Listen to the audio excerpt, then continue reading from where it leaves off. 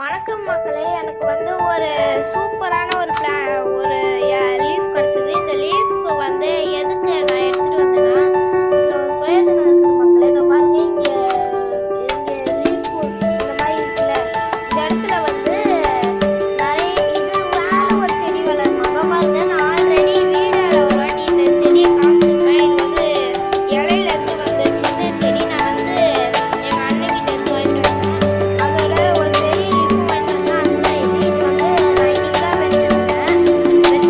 வச்சா இது இங்கேருந்து சின்ன பிளான்ட், அதாவது இந்த மாதிரி வேர் பிடிச்ச உடனே இது நம்ம இந்த மாதிரி தொட்டியில் வச்சிடலாம். அதுதான் இப்போ நான் உங்களுக்கு காட்ட வந்தேன். இது பேர் ப்ரோட்டோஃபில்லுன்னு நான் ஆல்ரெடி சொல்லியிருக்கேன். பாருங்க, இது பேர் லீஃப் பட்டுன்னுவாங்க.